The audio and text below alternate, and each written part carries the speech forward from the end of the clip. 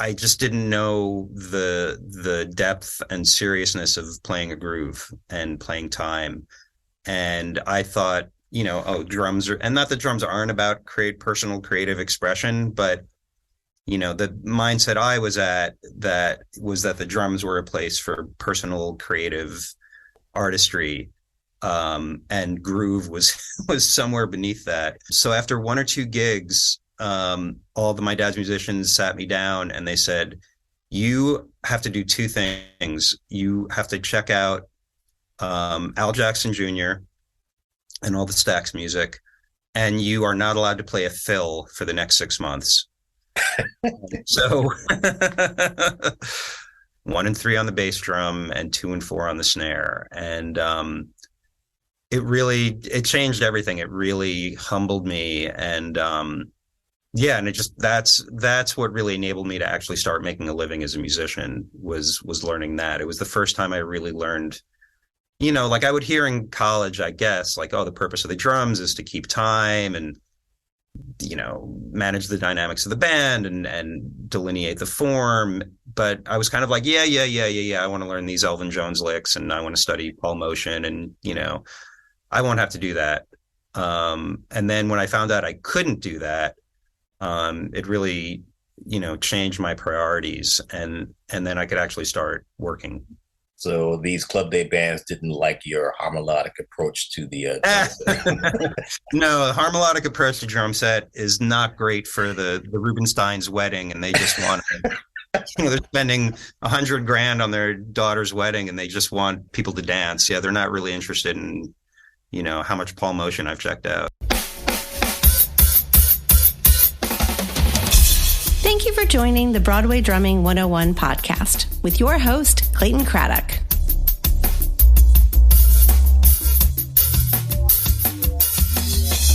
If you like what you hear on this show, subscribe to the Broadway Drumming 101 newsletter at broadwaydrumming101.com.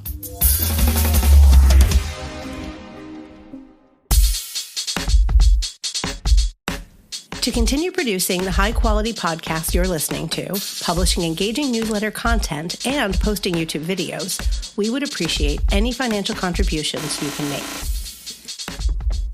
At this time, we have no advertisers, and we'd like to keep it that way. Our staff is small but growing. We can only produce a show with listener contributions from people like you. There are a couple of ways you can do that.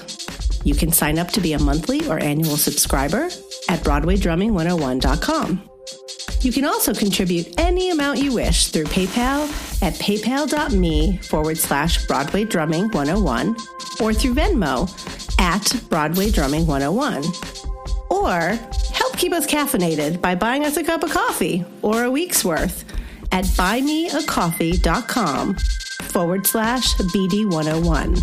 That's buymeacoffee.com/BD101. We appreciate any support you can give. Don't forget to subscribe to the Broadway Drumming 101 YouTube page. You'll find more content that isn't featured on the podcast or on the Broadway Drumming 101 Instagram page.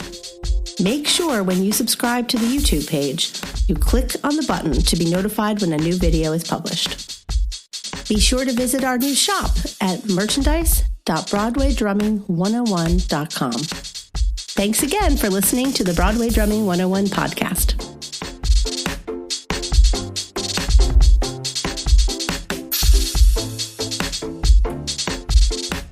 Welcome to Broadway Drumming 101. My guest today is Greg Joseph. I've known Greg for many, many years, and I'm glad to have him on the podcast today because not only is he an amazing drummer, but he's turned into a philosopher. And I want him to explain. He's looking at me like I'm crazy. I want him to explain, there's a guy named Warren Oates who was on my podcast. He's a legendary Broadway musician, legendary musician in New York in general. And people often, he has a quote or something. I don't know if it's his quote, but when people say, you know what, I just want to, when I get done with college, I want to go play on Broadway shows. And he's like, well, why would you want to start at the end? It's like you're starting at the end of your career. Well, we're going to start usually in my interviews with people, I ask them at the end, what projects are you working on? Well, I'm going to start at the end and ask Mr. Joseph about the project that he's working on, or that he's worked on, that's going to be released. And it's an album. His debut album is called Drop the Rock.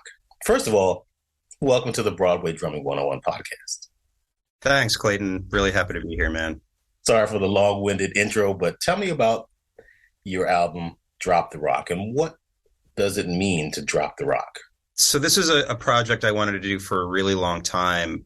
I've always been a sideman, and for many years, I was interested in just like, what is it like to make your own record and have your own band? I really love organ trio music.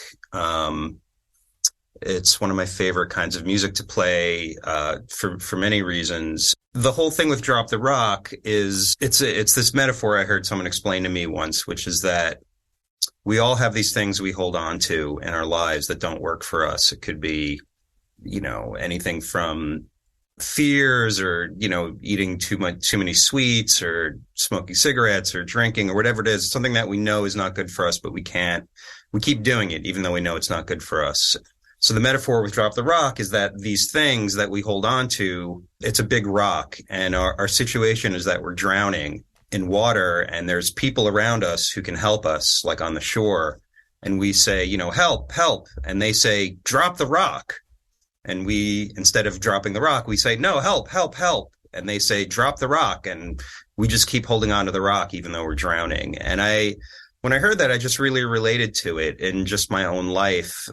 Everyone's got their things that they struggle with. And with this particular project, I had a lot of fear about being a band leader and making a record. And it was just one of those things I always wanted to do, but I always found excuses to put it off.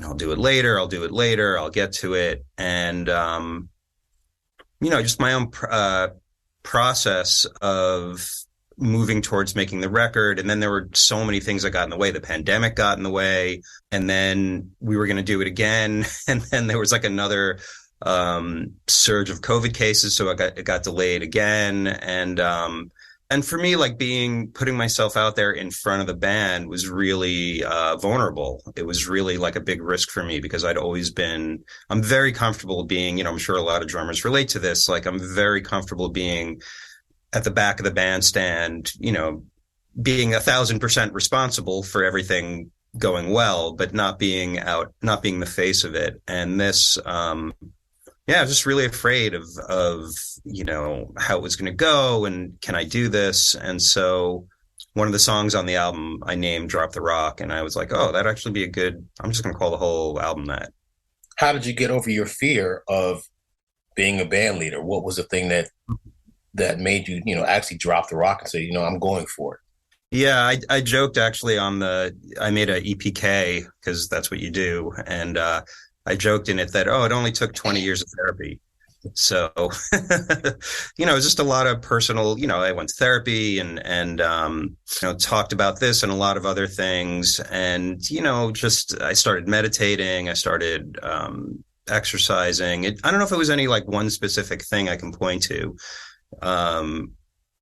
Just a lot of things, over a long period of time. This is over, many, many years. Yeah, there's not like a one specific event I can point to. It's just a general working on myself and self-reflection and meditation, I think had a big piece in it. Was there one specific event that made you want to play drums? Yeah, my family are all musicians. My grandfather was a club date leader. My father was a club date leader. My brother was a club date leader. And so it was in the family. My brother and my dad both played saxophone. And when I was a little kid, I tried playing saxophone, but I couldn't deal with having the mouthpiece, like with having the reed in my mouth. It just grossed me out. And my dad had a jam session at the house one day, which was actually very unusual. It was the only time I think my whole childhood was the only time he ever did that. And I was either 6 or 7, and I walked down the stairs into the the basement where they were playing. And when I saw the drums, it was just all over. I'm sure everyone's got their experience like that where they fall in love with the drums. And yeah, just when I saw him playing the drums, I couldn't stop staring. And the drummer, whose name for the life of me I can't remember right now, he was very kind, and he left his kit at the house for a week. I'm assuming he had another kit that he could gig with. And all I did for a week was play the drum set. And so my parents, returned the kit to him. Then they bought me a snare drum to see if I would stick with it. Then they strangely bought me a floor tom. I remember I had a snare and a floor tom. It's a very strange combination. And I don't remember remembering this now, but the floor tom had the wrap on it looked like a tinfoil. It was like the weirdest, ugliest, reflective wrap on it. It wasn't the sparkle from like. It was not the sparkles. No, I don't know what it was. I've never seen it since. And then my dad, for my birthday, got me a kit, and I started taking lessons. And you really enjoy organ trio music. Did you listen to a lot of that when you were in your formative years? No, not at all. My dad, played me some Buddy Rich albums. He took me to see Buddy a couple times. So I got to see Buddy live. And I just would listen to my dad's records. He had a lot of big band records, and I would just he had a very large record collection. And I think when I was young, I would just randomly put on records to listen to. But I remember listening to the Buddy Rich record. The first tune on it is You Gotta Try. I think it's Buddy Rich Plays and Plays and Plays. I listened to that, and I listened to Rich versus Roach, which my dad also got me. But then, when I hit my teenage years and my friends found out that I listened to the same music that my dad listened to, they let me know that wasn't cool. So for for all of like middle school and into high school, I was into heavy metal and when I listened to pop music of the day, I was really into the Police, in the 80s. And I think the first three records I bought were on vinyl with my own money. I bought 1984 Van Halen, I was about to say Syncopation, Synchronicity, and Purple Rain. And wow. Crazy that all those three records came out in the same year. I mean, like what a year. They all came out in 1984, those three records. Wow, that's true. Yeah, it's kind of incredible. Like those three records were the popular records that month. So, I listened to a lot of pop music, but I didn't get back into jazz until high school. And then, I became kind of a jazz snob for a long time. I didn't get into the organ trio thing until after college. I went to Smalls one night and heard Larry Goldings, Bill Stewart, and Peter Bernstein play, and it just blew me away. And one of the amazing things about this record is that Larry Goldings is the organ player on it. So it was a real dream come true for me. And making that work was a whole thing. I mean, the guy's so crazy busy. So making it work with his schedule was also kind of a big thing to overcome, just finding the time that he would be in New York and not on the road. When you were in high school, did you have career aspirations to be like everyone else in your family and start your own club date band? By the way, people that don't understand the term club date, in LA, I think they call them jobbing, I think, or general something, general business. Yeah. Something like that. But gigs, in the East Coast, at least in the Northeast, club dates are when a band plays a wedding or a corporate event generally, and usually features a pretty big band, but not big band as in jazz big band, but like bass, guitar, drums, 3, 4, 5 singers, horn section. And so did you have aspirations of going into the business like the rest of your family? Did you want to grow your hair out and be a metal musician, or play in a band like the Police, or play Broadway like you have been doing for the past 25 years or so? Yeah, I mean, I actually don't remember it, but my parents told me that when I started playing the drums, I told them this is what I want to do for a living. That very early on, I just decided this is what I want to do. I definitely did not want to start a club date band.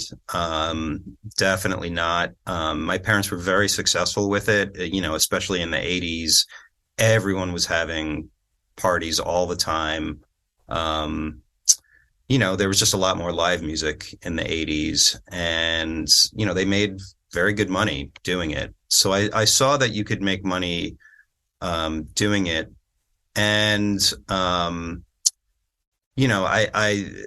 I did not musically, it didn't, it didn't grab me musically. And my dad was an excellent business person, really first rate salesman, and a very good musician, but he never did any gigs outside of playing club dates. And I knew I didn't want that. I knew I wanted, to have more creativity. But I always knew I wanted to be a musician. I thought I would be a studio musician because it was the 80s, and, everyone was radio registry and musicians were working all the time. And a lot of the, guys who would do club dates for my dad are, people we know as being big studio people. Ray Marchica did gigs for my dad. Warren Oates did. John Putnam. I mean, it's a long list of people. Frank Gravis, and there are a lot of people who just did a few club dates, but, even the guys that my dad used pretty consistently were guys who were also doing a lot of jingles. So I saw that, I want to, maybe I'll do club dates every once in a while, but I'll probably do more jingles, and I guess that was before the jazz bug really bit me. But I thought even then, I mean, I always could play pop music and I just no one knew the studio scene was going to go away. So I just thought like, I'll go to college, I'll get out of college, and I'll just somehow magically start doing sessions all the time. And, obviously that changed. And I saw it slowly start to change, actually, that, I remember like guys who were doing sessions were starting to do Broadway shows kind of as, the club date band was still happening. I kind of remember that transition. I remember the musicians talking about like, hey, the session scene's really going away. I remember people talking about that. So I kind of got to see that whole thing happen as a young person, kind of on the sidelines. So you grew up in Long Island and you went to college in Miami. What made you decide to go to the University of Miami? I think I wanted some space from from Long Island and my family. And, to be honest, I think I was a little too intimidated to try to go to the New School or Manhattan School of Music. I was, and I don't know. I was an insecure kid, and I felt too intimidated to go there. So it was in between University of Miami and New England Conservatory, and I opted for the better weather. I hear you. Did you play in the marching band there?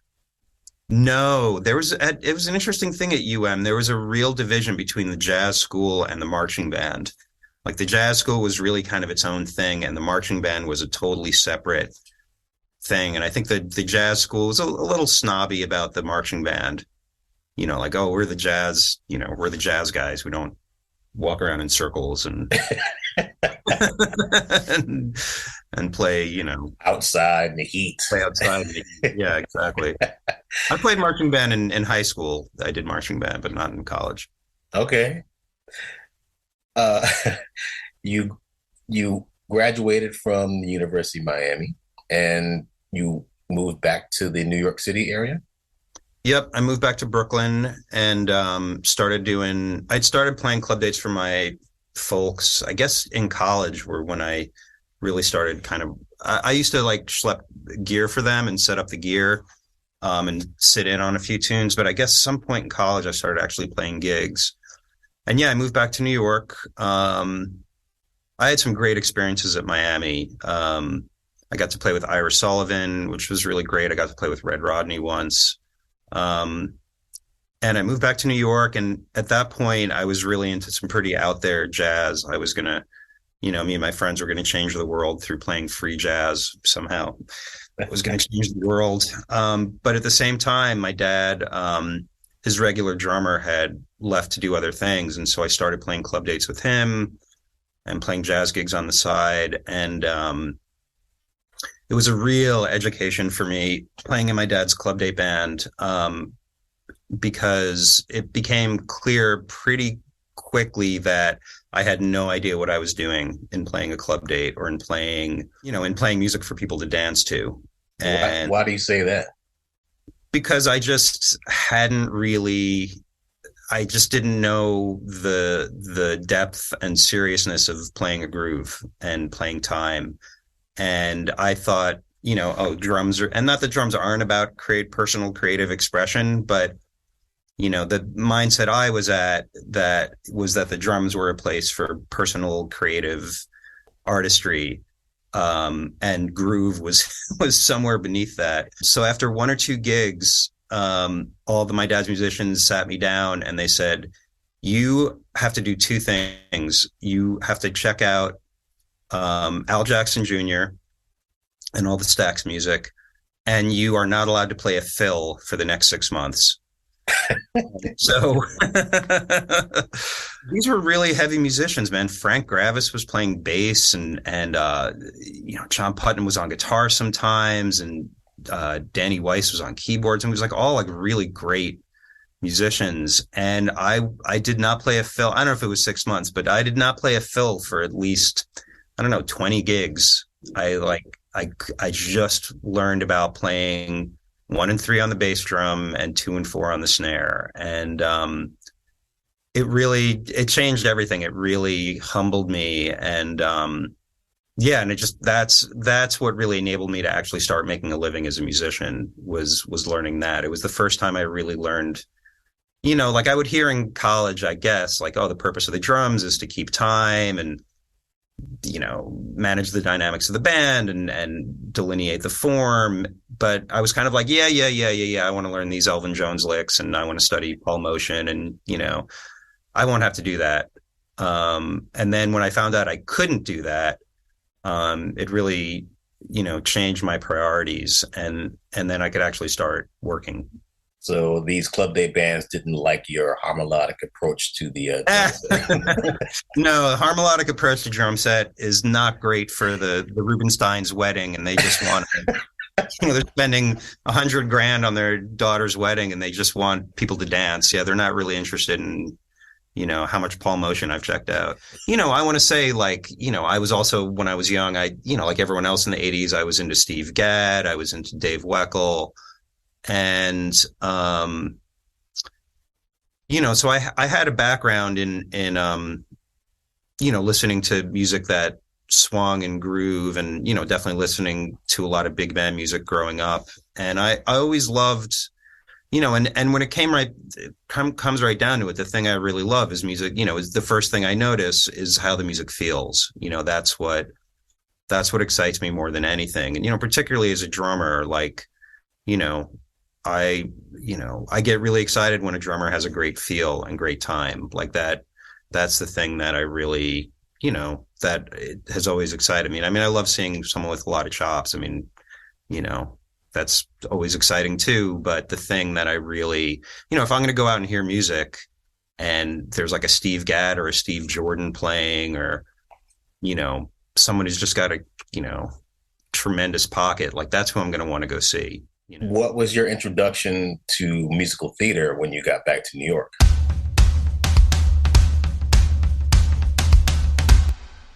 So my introduction to musical theater was, I had been playing club dates for a long time with my family and got pretty burnt out on playing club dates and didn't want to do it anymore. And I was in a period where it was, for the first time, I had a day job. And I had this pretty tough day. I had a telemarketing gig, and it was hard. I mean, I learned a lot from it. I learned a lot about, if you want to learn about rejection, get a telemarketing job. So I learned a lot about sales and rejection. And kind of interestingly, so someone recommended that, why don't you try to sub on Broadway? And so I did what I learned in telemarketing. I got them numbers of every drummer working on Broadway, and I just called them one after another. And I think it was a time period. It was like 2002 or 2003. I don't know if this would even work today. And I called Cubby O'Brien, who was at Gypsy, and I somehow talked my way into him letting me sub. I don't know how. I would never have done that. I never would take a cold call from someone. I just somehow like BS'd my way into him giving me a shot. I remember when I walked into the theater thinking like, I can probably do this, right? And then after about 2 tunes, I remember thinking there is no way I can do this. There's no way I could do this. But I really wanted to, I was sick of the telemarketing and I really wanted to be playing the drums. And this is, I recorded it on, this is before conductor cams. This is before iPhones. I think I recorded it on mini disc, and it wasn't even direct. Like he didn't even have, I think, did he have a mixer? He must have had a mixer. But yeah. And he played that, I don't know if people don't know who Cubby O'Brien is, but he's like this showbiz jazz, not jazz, but he's like this showbiz drummer. He was on the Mickey Mouse show when he was a little kid, and he just always played shows. And he he played Gypsy, which is a very traditional musical theater. Everything's a 2-beat. He played it like it was like Slayer or something. He played super loud and aggressive and awesome. Like the feel, like his 2-beat, like when I heard him play a 2-beat, I was like, oh, that's what a 2-beat's supposed to sound like. It wasn't just this, like, it just sounded authentic and real and exciting and very loud. He played really loud. For anyone who doesn't know, I'm sure people who listen to your podcast know this. There's no rehearsal. You don't get to practice with the band. And I just ate the book for a month, and that's all I did for about maybe longer than a month. And I actually ended up memorizing the show. I practiced it so much, I memorized it.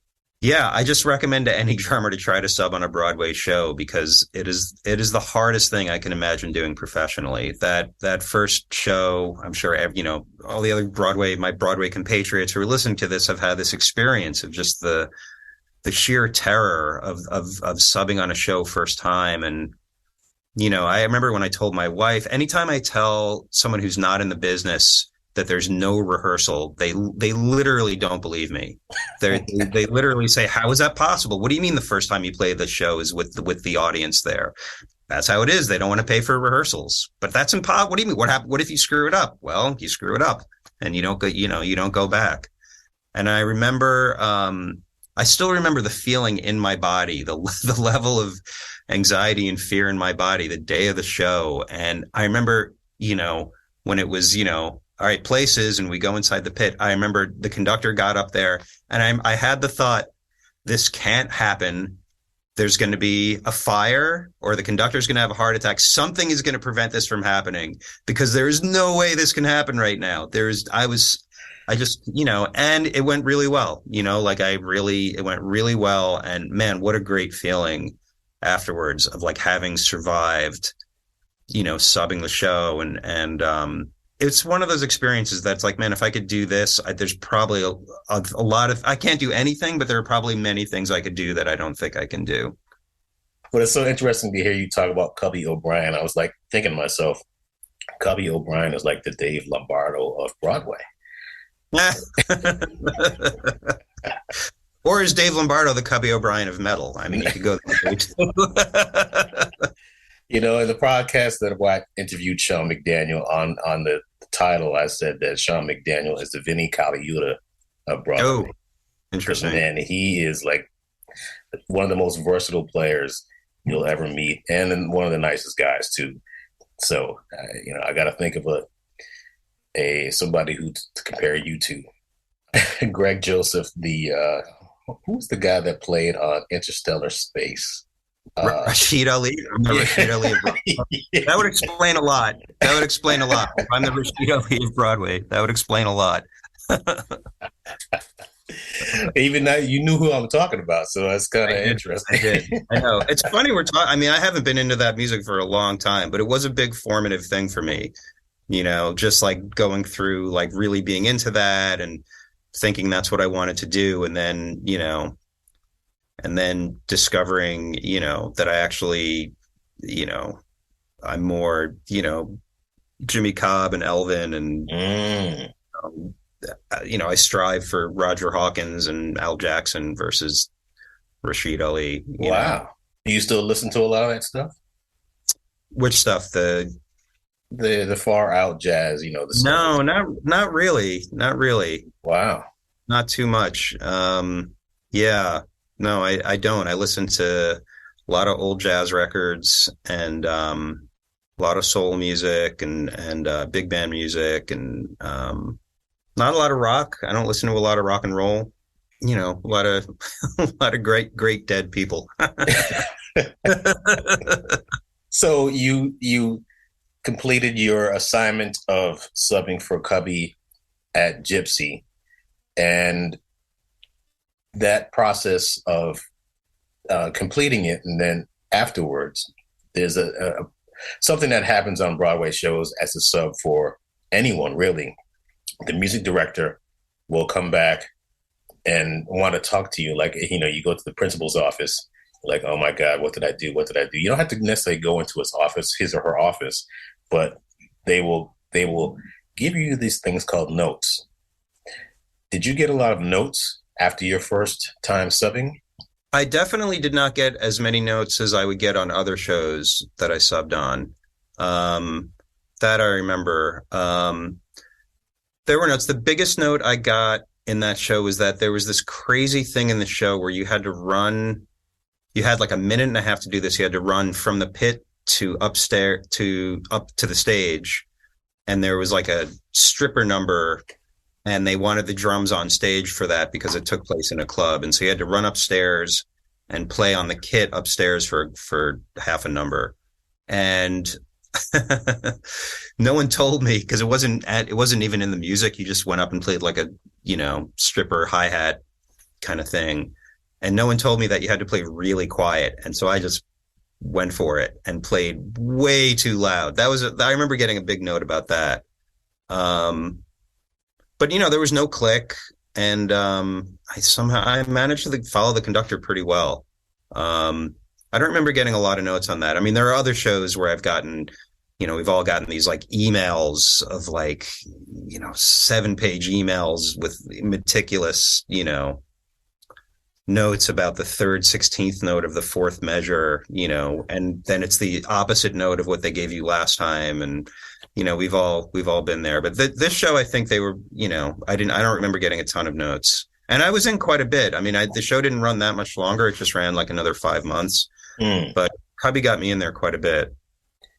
Did you move to other shows after that? Did you use the same approach with the telemarketing thing where you just resisted rejection and you just kept going and asking other people and they let you in? Like, what was the next? Yeah, I think the next show I subbed on was Avenue Q, and Michael Kreuter, the drummer, also went to the University of Miami, so we had like a little connection there. And then speaking of Sean McDaniel, he started recommending me for stuff. My friend Tony Kniff introduced us, and Sean recommended me for a bunch of work, including this off-Broadway show called Cam Jansen that was written by Larry O'Keefe and Nell Benjamin. And while that show was happening, Larry landed the gig doing the music for Legally Blonde. And Michael Kreuter was like, man, call him up and tell him you're available to do demos. Because at the time, people, I guess, were doing lots of demos. And so I did that, and Larry just started using me for all these demos, and we hit it off. And, over the next couple of years, a bunch of workshops and readings, and that's how I got the Legally Blonde chair. And not sure what other shows I subbed on during that period. Maybe started at Jersey Boys. Yeah, but basically, yeah. I mean, like, we all do. You just, the more you get to know people and you call them up and you ask them to sub. Well, let's not skip over Legally Blonde. Yeah. I recently did some event where I had to learn some parts of Bend and Snap. And I had to listen to what you did on the recording. I was like, man, this shit is good. And it's fun and it's very creative. And tell me about the whole process of creating the drum book for that show. Yeah, I mean, it was interesting because I had done I had done like every demo and every reading. every workshop. And, there was never a drum, there's never a drum part at these stages. It's just you're reading off a piano vocal part. So I got to, just kind of play what I heard. And Larry's music is very complicated. That tune, Bend and Snap, is pretty simple for his music. And I remember with that tune, that I was just trying to play like this, really just lay it down and play a groove. And, because it's kind of, it's a funky,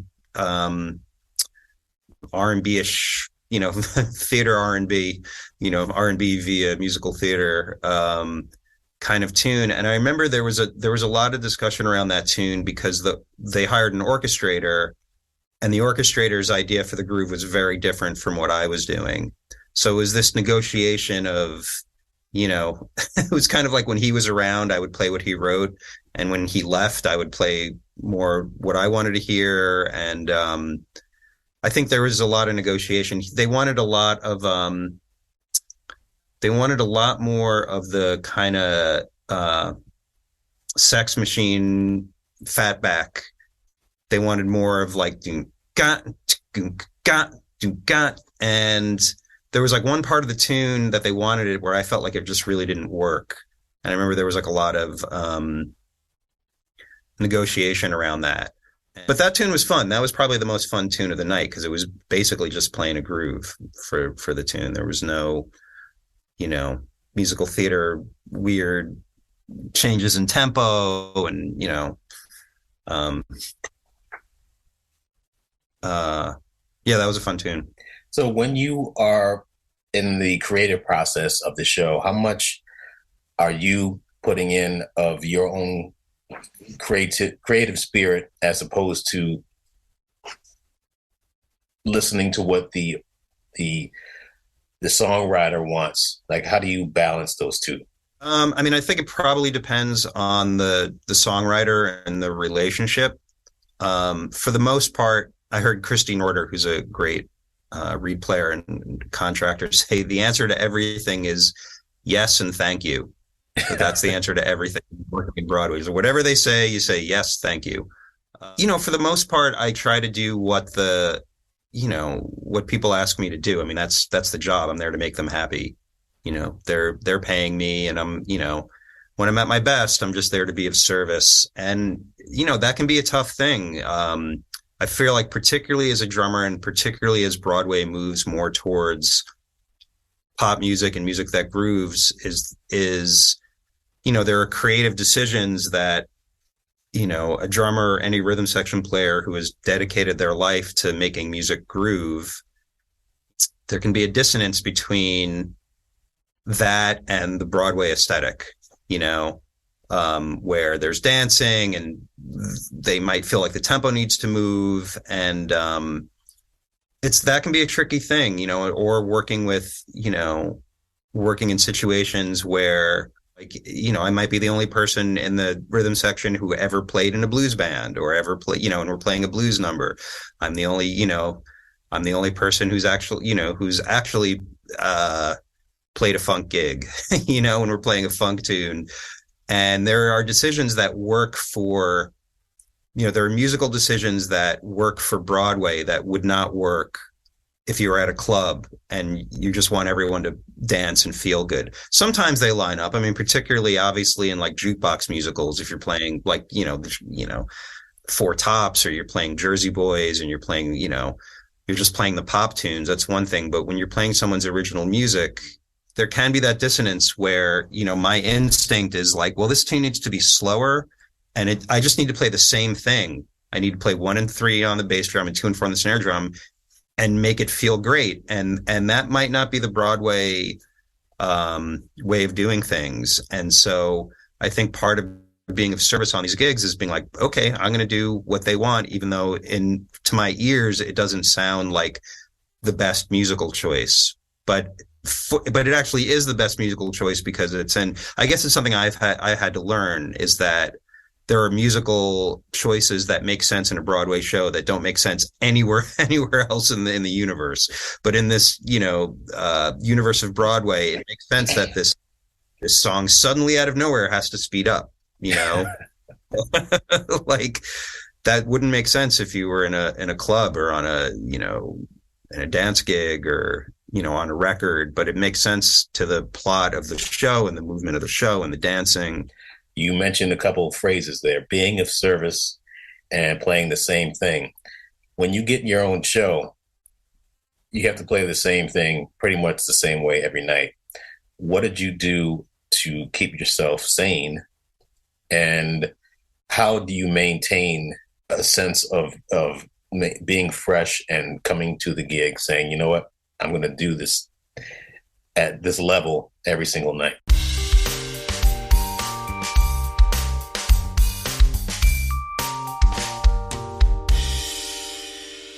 Yeah, that's a really good question. I think the most important thing is playing other gigs, pursuing, anything outside the show, particularly music that I really feel passionate about, that I enjoy. I think practicing really helps. I noticed that, on days that I would practice, when I would play the show that night, I would be more kind of plugged in. And it's very easy when when I'm playing the same thing, month after month, like a certain fill or something. It's just like, oh yeah, I got this. It's in my body, and if I practice during the day and I get to that fill, I might notice something like, oh, I don't have this together as much as I thought I did. So I feel like practicing really helps. Having a practice of gratitude for the gig is really important. I remember when I got on Legally Blonde, I went from like telemarketing to Legally Blonde in like 4 years or something. So I was so grateful to have the gig that every time I walked into the building, it was at the Palace, and you walk down these steps to get down to the backstage area. And every time I walked down, I would just say a little gratitude. I would just say thank you for the gig, and that made a really big difference. Just reminding myself, tuning into like, how many other drummers would kill to have this gig. I have to say, remembering that there's a pension is a really big thing for me with Broadway. Like when if I would start to get really, burnt out or, bitter about playing the same music, it's like, man, there's a pension. That's not nothing. And, as I'm getting older, I really see how big of a deal it is especially for a musician to have a pension. Yeah. And I think, I don't know, and just getting in that service mindset, like, I'm not, as a kid, I wasn't listening to Broadway soundtracks being like, oh man, but, I'm here to, be of service. And there's, millions of people who love Broadway. And like, if I can, and it's not easy to connect with that, but when I can connect with like, oh, I'm here to provide a service. And particularly as a drummer, I mean, we hold it all together, like it's like, have a, if you send in a sub who, has a really bad night, like the company suddenly realizes how important the drums are because there's emails from every department and people freak out, it's, we're really holding it together. When you were at Legally Blonde, what were you looking for when hiring subs to try to match your style and your intensity and your approach? I mean, I felt like my main job was to make the conductor happy. It was to find someone who the conductor liked. And, on that show, that was a tricky show because there was a lot of pop music in it and there was a lot of backbeat, but it wasn't on click. And it was a tricky show because, yeah, just because of that. I mean, when it's with the click, people complain about, it feels faster, it feels slow. And when it's not a click, it was a tricky show. There were a couple people I brought in who didn't have a ton of Broadway experience, but had a ton of music experience, guys who have just done, everything, and they didn't work out. So I ended up using people who really had a lot, who had other experience too, but all the people I used had a lot of Broadway experience and had worked with the conductor before. I think that helps too, is to use someone that the conductor is familiar with. If someone is listening to this and they're like, you know what, this sounds really interesting, but I don't know. I mean, I've never done a show before. I have all this experience. What should I know in order to get into being a musician on Broadway? And how do I go about preparing so I don't crash and burn? I would say the thing that's the most helpful is to go watch this, get the, call the drummer up, see if you can watch the show and really, watch the conductor. I heard Warren Oates use this expression, crack the code, that with every conductor has a code that you have to crack of being able to follow them. So I think the thing is to, I would say go watch the drummer play the show.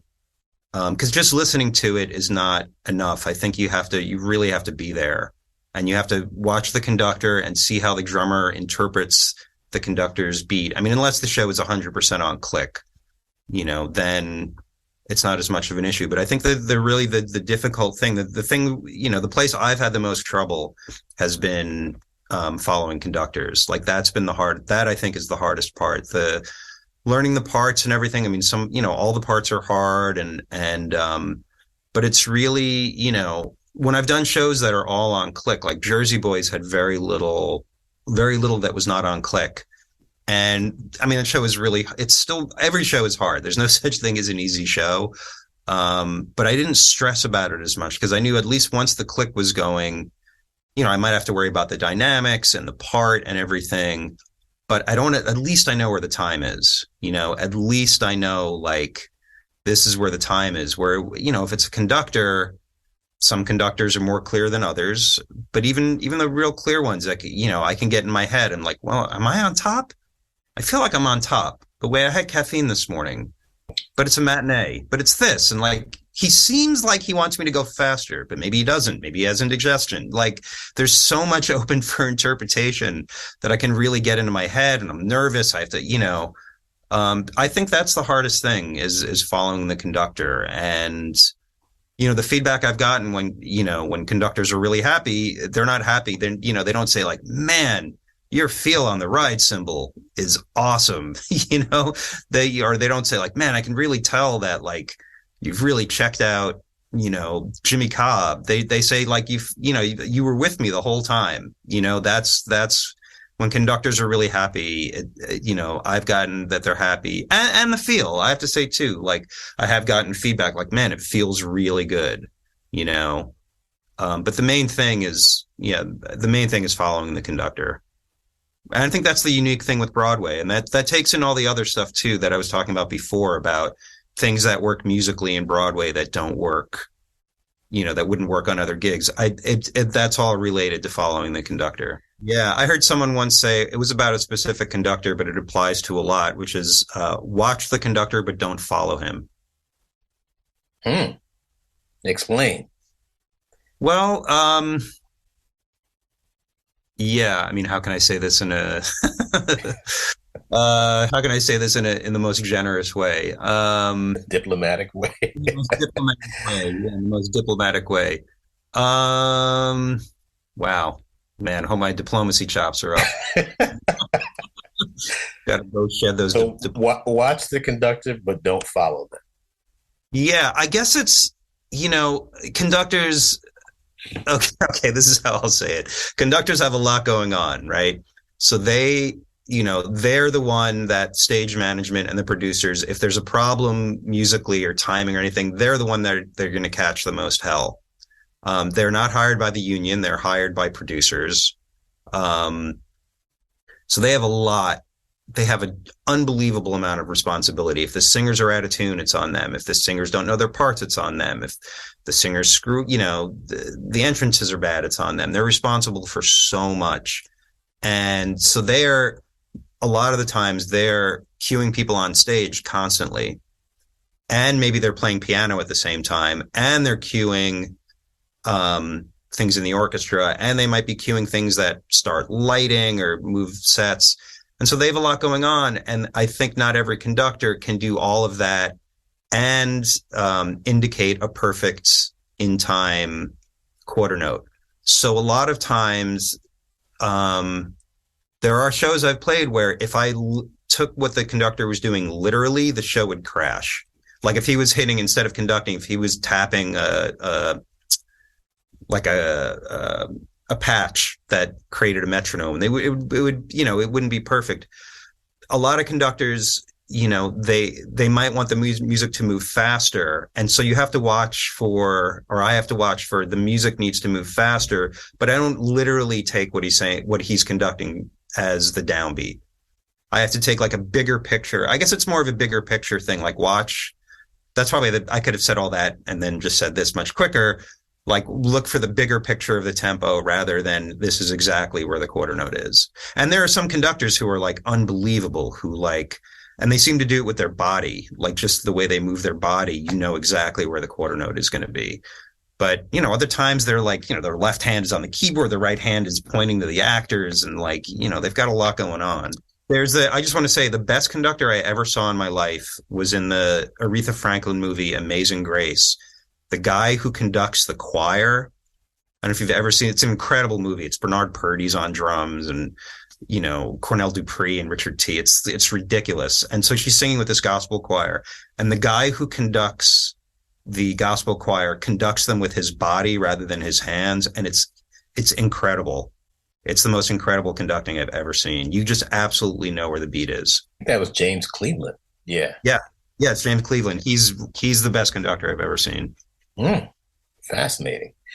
Doing a bunch of different shows like Billy Elliot, Follies, Gypsy, Finding Neverland, Jersey Boys, Next to Normal, Godspell, If Then.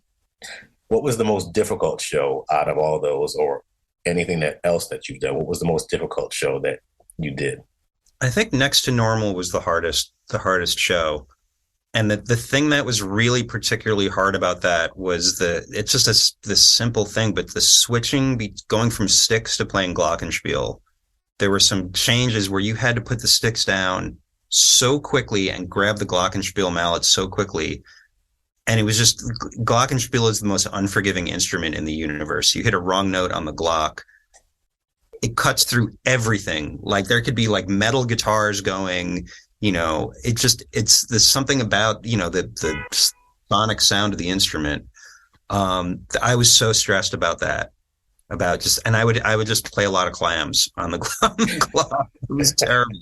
It was really hard. It was really hard to like put stuff, it's just this one thing, just putting the sticks down and picking up the mallets and hitting the right notes. I remember that I stressed out more about that than anything. I'm trying to think of, is Hadestown. Hadestown was really hard, but really fun. That's a show I'm subbing on now. That's probably the most fun show I've ever played. Wow. Why? Well, the drummer's Ben Porowski, who's a Yes. great all-around drummer, great jazz drummer. And the music's really great. It was written as a concept album a long time ago. And then they turned it into a show, and it's great music. It's a really interesting drum book because he plays left hand lead with his hands. No, he plays lefty on a right hand kit. That's what he does.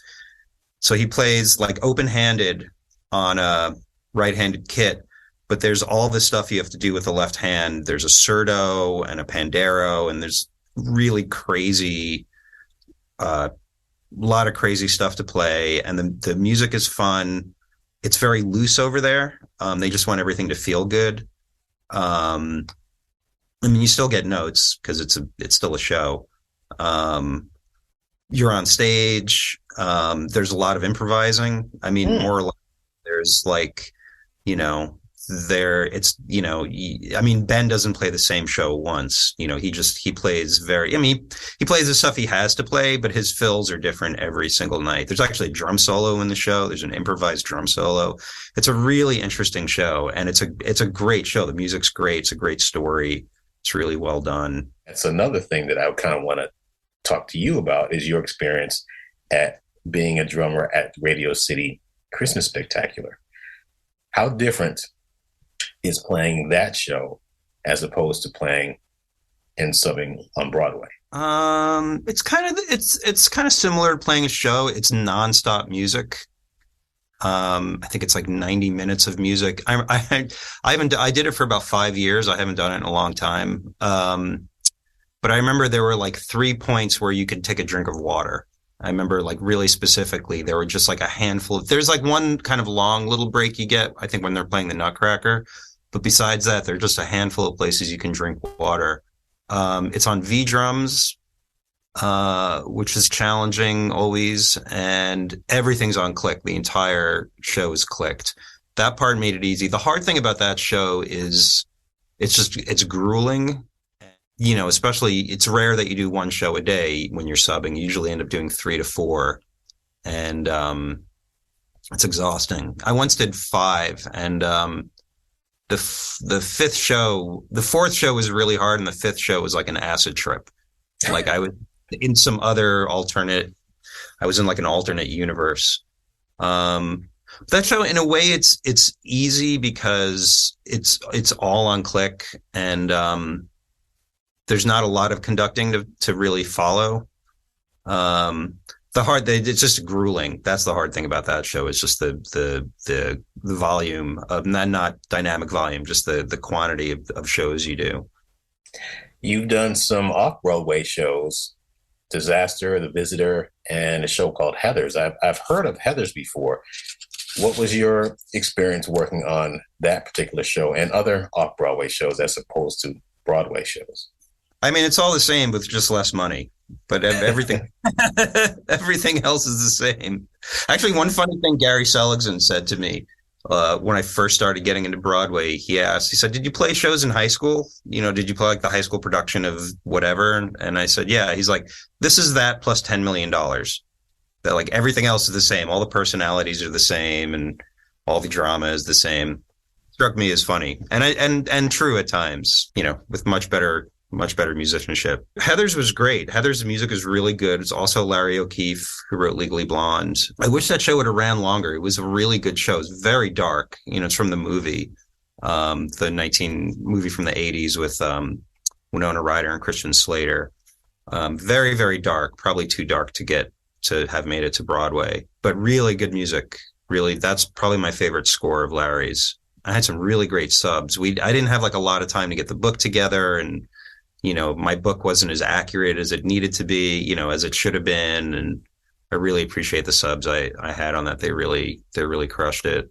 If somebody wants to move to New York and play shows, what is the one thing that you recommend telling them?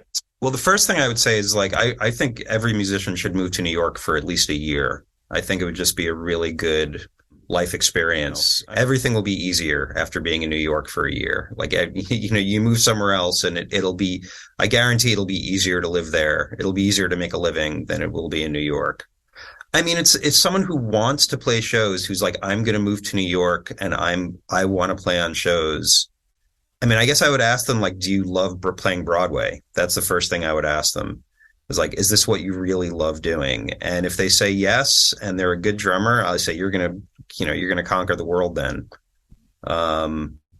If they say no, it just seems like a good way to make a living. And I could, I would say, like, it's probably going to be different than you think it's going to be. And it's probably going to be way harder than you think it's going to be. And I would say try to watch shows, like try to sit next to drummers and watch shows and get an idea of what the reality is versus what your kind of fantasy of what it is. And I would say, it's if the person is very young and they didn't have a lot of other experience, if they were a drum set player, I'd probably tell them to go get a little more experience before moving to New York. I did have someone come to sub on Legally Blonde who was recommended by my college teacher. And, some of the other musicians heard them practicing in the pit and they were like, Greg, I don't think they could do it.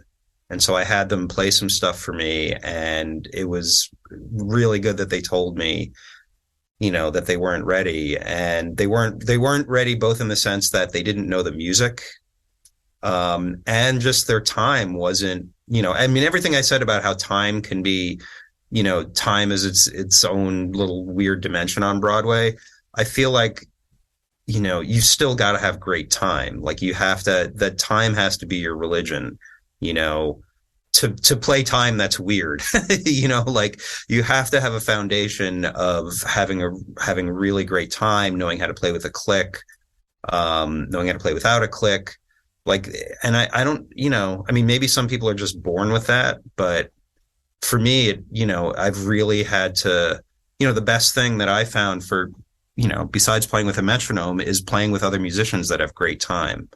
You know, that's the thing that's really, you know, in New York, I mean, you know, the level of musicianship on Broadway right now, it's like, it's so ridiculously high.